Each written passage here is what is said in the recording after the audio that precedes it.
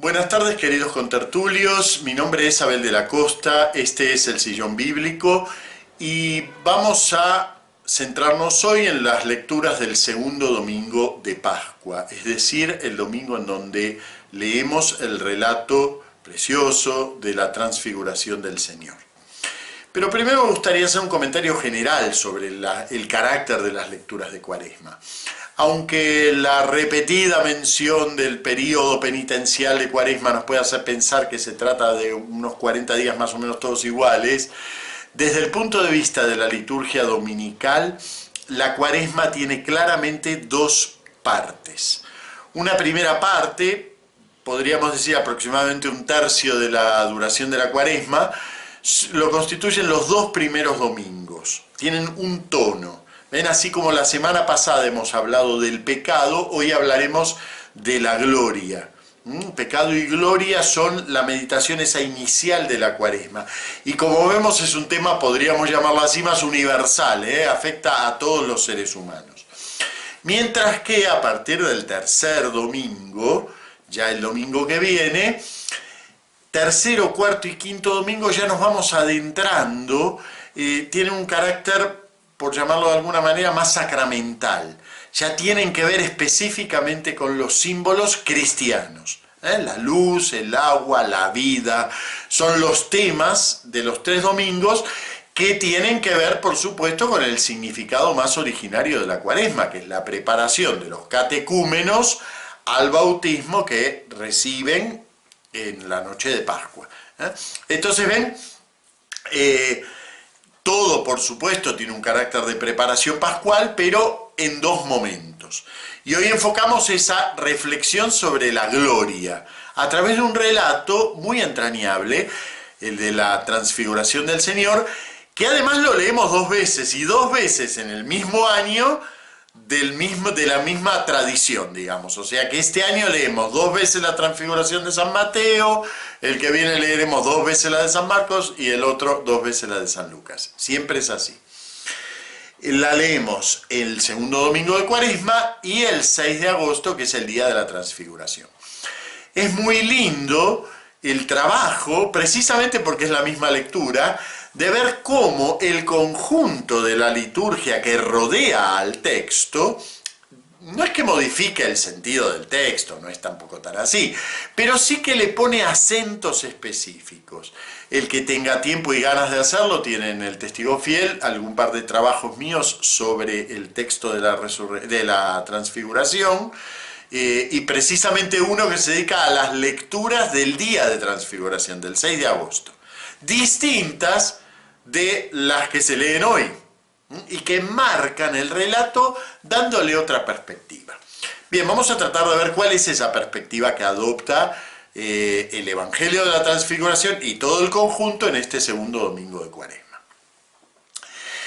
El relato en sí de la Transfiguración evoca una escena difícil incluso de imaginar como escena para nosotros, que es ese momento en el cual el Señor se da a conocer glorificado como anticipo a los suyos, a Pedro, Santiago y Juan. Desde ya hay que tener presente que Pedro, Santiago y Juan no son tres Juan de los Palotes, sino que son los que en la iglesia inicial se llamaban las columnas de la iglesia, y por lo tanto ya tenemos una orientación, se da a conocer el Señor a los suyos en el sentido de la iglesia, a su iglesia se da a conocer glorificado. Ahora, ¿cómo ocurrió eso en concreto? Pues ni yo ni nadie se lo puede decir. Mateo apunta hacia el final, apunta que se trata de una visión, y él utiliza la palabra técnica para visión, la palabra técnica que se usaba en el lenguaje apocalíptico. Entonces se refiere a una visión sobrenatural. Algunos exégetas en la modernidad, tratando de salvar el aspecto, digamos, podríamos decir, más histórico de la escena, lo imaginan como una aparición incluso post-pascual, llevada a antes de Pascua por los evangelios.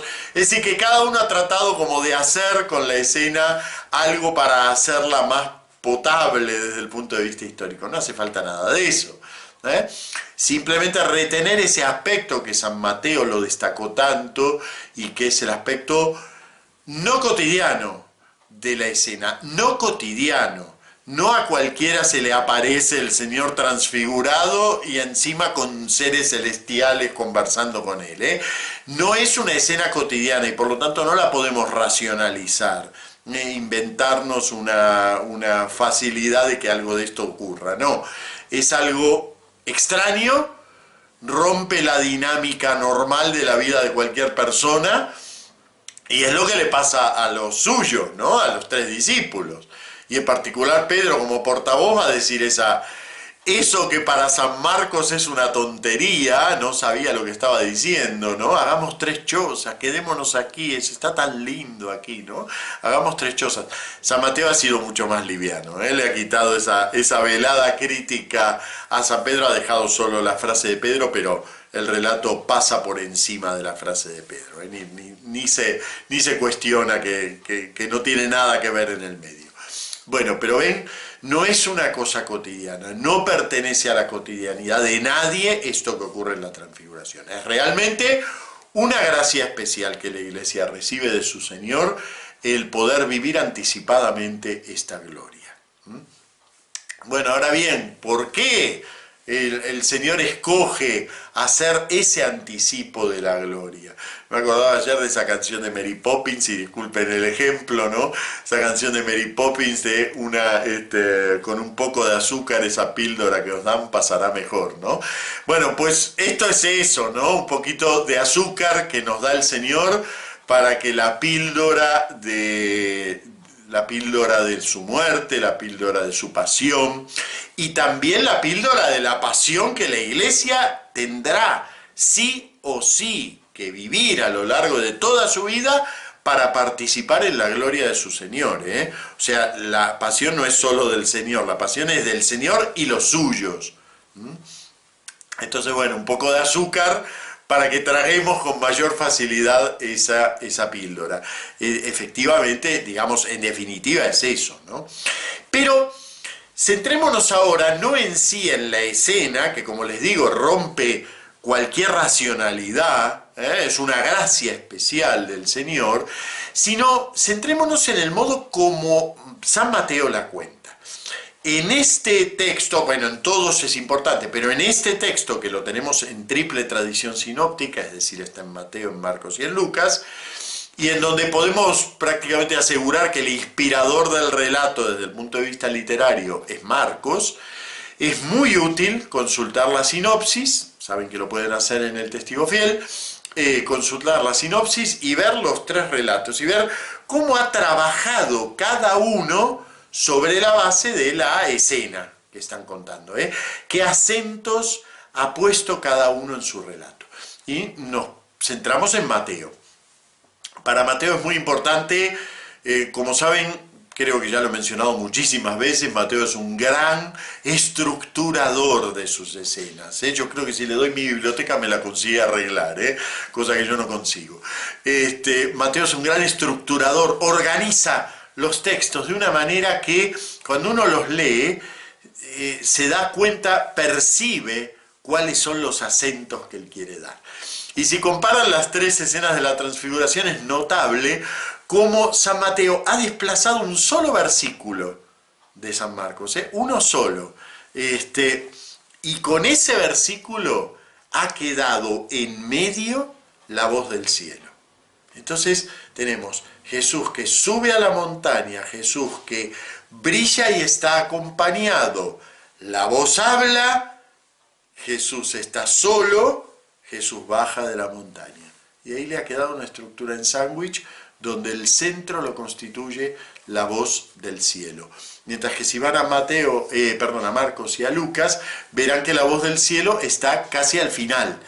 Por supuesto, tan importante en uno como en otro, pero no les ha quedado en ese punto de destaque que tiene siempre el elemento central en todos los textos bíblicos, en general en los textos antiguos. El elemento central está muy destacado. Entonces, la voz del cielo constituye el centro sobre el que gira toda la escena de la transfiguración. A diferencia de Marcos o de Lucas, donde la voz del cielo es importante, pero el centro está puesto en la luminosidad, en el brillo de los vestidos. Incluso San Marcos lo destaca de manera especial. Ningún batanero de esta tierra sería capaz de conseguirlo, ¿no? Bueno, bien. Entonces, ¿qué dice esa voz del cielo? Pues esa voz del cielo declara lo mismo, exactamente igual que en el bautismo. Exactamente igual. Bueno, ahora vemos por qué esa asimetría, ¿no? Pero San Mateo no se ha limitado a esa asimetría. En realidad San Mateo, su relato tiende puentes hacia todo su evangelio. Un ejemplo muy importante es la montaña alta. Yo sé que para nuestra tradición la montaña es el Tabor y por lo tanto aquí para muchos mentalmente reemplazan montaña alta por el Tabor. Pero no hay ninguna mención del Tabor aquí, es montaña alta. ¿Y por qué es importante eso? Porque nos hace pensar en dos montañas altas más. La tentación del demonio que lo lleva a una montaña alta desde donde puede verse todos los reinos de la tierra. Y ahora él sube a la montaña alta y desde allí recibe del Padre esta investidura real. Y fíjense qué simetría inversa, ¿no? El demonio que le ofrece en la montaña alta el gobierno de todo el mundo y Jesús lo rechaza por su obediencia al Padre. Y la montaña alta en donde Dios mismo lo declara ser Él el elegido, ¿no? Y luego la montaña del final, ¿no? Cuando sube al monte y desde allí los manda a los suyos a llevar su reinado hasta los confines del mundo. Entonces ven que aquí no tenemos que pensar en el Tabor como tal, porque entonces ya especializamos el relato en una montaña particular. No, esa montaña tiene que recorrernos, ayudarnos a recorrer con esta escena el conjunto del Evangelio. Ese es uno de los elementos que San Mateo ha tejido en relación al conjunto de su evangelio. En realidad hay varios, la figura misma de Pedro está entretejida en el conjunto del evangelio, o sea, el modo como aparece aquí está entretejido con el conjunto del evangelio, en fin, todo el conjunto hace relación tanto hacia atrás del evangelio como hacia adelante. Pero me interesa sobre todo la voz del cielo, que es central dentro del relato, repite el bautismo. Y es muy importante esa repetición. ¿Por qué? Porque el bautismo era inaugural. La voz del cielo declaraba a Jesús, lo situaba como el Mesías y le daba una característica a ese Mesías. Este es mi hijo, el amado. Recuerden que la expresión mi hijo, el amado, tiene un sentido semítico que es mi hijo primogénito. Eso ya lo mencioné, me parece. Pero además, mi hijo el amado hace pensar en la escena del sacrificio de Isaac, ¿no? Que es la declaración que hace la voz del cielo sobre Isaac, es precisamente esa, ¿no? Toma tu hijo, tu amado. Entonces, ya tenemos ahí, digamos, un sentido. En la escena del bautismo, Dios inviste a Jesús como Mesías, y lo declara como tal, pero claro, ese mesianismo no está probado aún, no se ha puesto en ejercicio, está declarado. Y podríamos decir que cuando llegamos al capítulo 16, aunque falta ahora lo medular, que es el ingreso en Jerusalén, la pasión, etc., pero ya vimos, ya experimentamos a lo largo de estos 12 capítulos, incluimos los 4 primeros, los 3-4 primeros, que van como situando las escenas, a lo largo de estos 12-13 primeros capítulos de acción, ya tenemos una perspectiva de lo que es ese mesianismo. Ese mesianismo que consiste en ese liberar a los que están poseídos, oprimidos por el demonio, que consiste en predicar la justicia, que consiste en realizar esa justicia, en llevar la ley de Dios al corazón del hombre, quitarla de la estantería del cumplimiento formal y llevarla al corazón del hombre. Todo eso que es el modo como San Mateo va desplegando a Jesús a lo largo de su predicación, todo eso es ahora recogido por la misma voz del cielo que, declarando lo mismo que en el bautismo, ahora nos muestra el contenido que tiene ese mesianismo, ¿no? Y para mayor abundancia, San Mateo ha querido destacar eso haciendo que el Jesús que sube luminoso y está delante de los discípulos sea ahora el Jesús que baja y los asiste. Ahora solo y sin tanta luz. Es un lindo mensaje para la iglesia. No necesitamos toda esa luz es nuestra esperanza, pero lo que necesitamos es caminar al lado de este Jesús que va solo. Y esto es algo importante. La escena de la transfiguración es una escena para apropiársela, para que la iglesia, para que nosotros leamos en ella un modo de conducirnos. No el Pedro que se le ocurre en las chozas para quedar lo más lejos posible del llano, sino el Pedro que baja asistido por Jesús, de nuevo hacia el llano y de nuevo a trabajar. Hay un sermón de San Agustín precioso del día de la transfiguración y me gustaría, como comentario a este Evangelio de San Mateo, traducir, digamos, su pensamiento en el de San Agustín, ¿no? Y dice, es el sermón 78 para aquellos que quieran buscarlo, el número 6. Dice, desciende, Pedro, querías descansar en la montaña, desciende, predica la palabra, insta a tiempo y a destiempo, arguye, exhorta, reprende con toda longanimidad y doctrina. Fatígate, suda, sufre algunos tormentos para poseer en la claridad por la blancura y la belleza de las buenas obras, lo simbolizado en las blancas vestiduras del Señor. Bueno, y continúa, ¿no? Esto, Pedro, es lo que se te reserva para después de la muerte.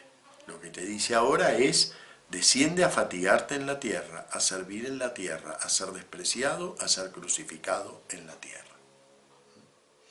Y eso es el mensaje, podríamos decir así, de la transfiguración. Un gran llamado a la esperanza, pero no al aislamiento ahí arriba de la montaña, sino que es la esperanza que nos guía en el llano. Por eso es tan linda esta combinación que hace el segundo domingo de Cuaresma con una escena curiosa, que es la escena de Abraham. Y uno diría, bueno, será esa porque tocaba.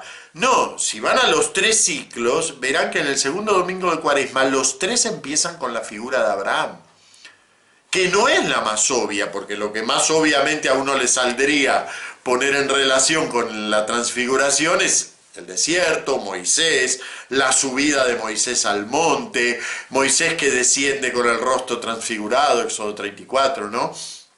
Es decir, hay muchas escenas del Éxodo que combinaban muy bien con la transfiguración, pero la liturgia ha escogido la figura de Abraham. ¿Por qué? Porque Abraham es la promesa pura, la promesa que aún no ha empezado a realizarse. Deja tu tierra y tu casa paterna y vete a la tierra que yo te mostraré. Pero en esa promesa está cumplido también, o en ese llamado está cumplido también el verdadero sentido de la promesa. Por ti se echarán bendiciones unos a otros todos los seres de la tierra. Todas las familias de los pueblos, según las traducciones, ¿no? Por ti se echarán bendiciones unos a otros. Fíjense cuál es el contenido de la promesa. El contenido de la promesa no está nunca arriba del monte y adentro de una choza. No está en la sacristía, no está en la capilla. El contenido de la promesa no es cerrarse, yo me mí conmigo a ser bueno y devoto. El contenido de la promesa es, desciende Pedro, baja al llano. Y si es necesario morir, es necesario morir. La promesa está allí. Allí está la gloria, arriba de la montaña, pero no es nuestro lugar. Ese es un poco el segundo domingo de Cuaresma, tiene eso. Y nos anima hacia continuar la Cuaresma con la mirada puesta en la resurrección, pero también con la alegría de llegar a esa resurrección a través de la pasión. Que es un mensaje continuo de Jesús, no rechazar nunca toda esa prueba, toda esa pasión, todo eso del llano, que uno quisiera dejarlo afuera, ¿no? Es decir, bueno, ¿por qué se ensañan con la iglesia? ¿Por qué el mundo se ensaña con la iglesia? Bueno, pues mal estaría la iglesia si el mundo no se ensañara con ella, ¿no? Querría decir que ya no somos la iglesia.